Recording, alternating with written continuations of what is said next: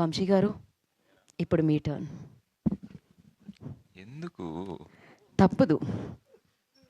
Hi అండి. So ఏంటి? Hello అండి. సో మూవీ చాలా మంచిగా వచ్చింది. నేను నేను కూడా చాలా ప్లెజెంట్గా సర్ప్రైజ్ అయ్యా. ఎందుకంటే నాకు కూడా తెలియదు కదా చేస్తున్నప్పుడు ఎంత లాస్ట్ విజన్ ఎట్లుంటుందో. Production design wise, direction wise, whole the story flow అయ్యేది చాలా గ్రాండ్గా అనిపించింది. ఒక చిన్న సినిమా ఇంత మంచిగా ప్రొడక్షన్ డిజైన్తో ఇంత గ్రాండ్గా ప్రజెంట్ చేయడం చాలా రేర్గా జరుగుతుంటుంది. ఇట్లాంటి సినిమాలు అందరు చూసి ఎంకరేజ్ చేస్తే ఇట్లాంటి సినిమాలు ఇంకా వస్తాయి. ఫ్రెష్ కంటెంట్, చాలా ఫ్రెష్ కాంటెంట్ ఇది. And thanks to our producers for giving Murali గారు ఎవ్రీథింగ్ హీ వాంటెడ్. ఆయన ఎప్పుడు చెప్తుంటాడు నాకు ఏది ఏది కావాలన్నా ఇచ్చారు అని. So that's a great thing. So please అందరు చూడండి, ఎంకరేజ్ చేయండి, అందరికీ చెప్పండి. జనాలు ఇప్పుడిప్పుడే పికప్ అవుతుంది. సో మీరే మీడియా వాళ్ళు పుష్ చేసి దీన్ని అందరికీ తెలిసేలా చేయండి. Thank you. Thank you Vamshi గారు, థ్యాంక్ యూ సో మచ్. ఇప్పుడు సీరియస్గా ఒక మాట.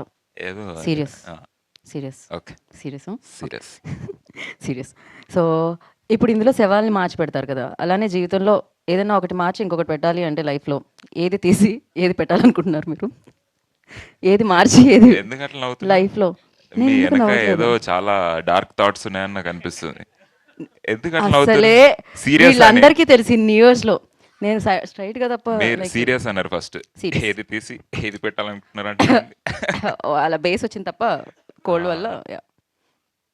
లైఫ్లో ఏదైనా మార్చాలి, లైఫ్ ఇది తీసి నా ఇంకొకటి లైఫ్లో ఉన్నది. ప్లేస్ చేయాలి అంటే ఏది? మీ లైఫ్లోనే.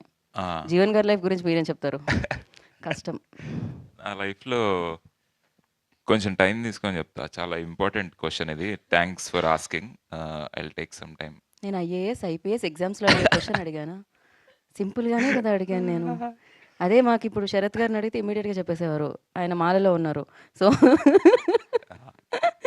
ఆయనకి నేను అడిగిన క్వశ్చన్ తెలియదు. ఆయన ఎప్పుడు ఫోటో ఓకే, ముందుకి ఇంకో ఇద్దరు రమ్మంటే ఫోటో తీసుకుని నా పని అయిపోతుంది కదా అనుకుంటున్నారు. ఆయన సీరియస్గా కనిపిస్తారు కానీ ఈజ్ వెరీ గుడ్ పర్సన్ అనమాట.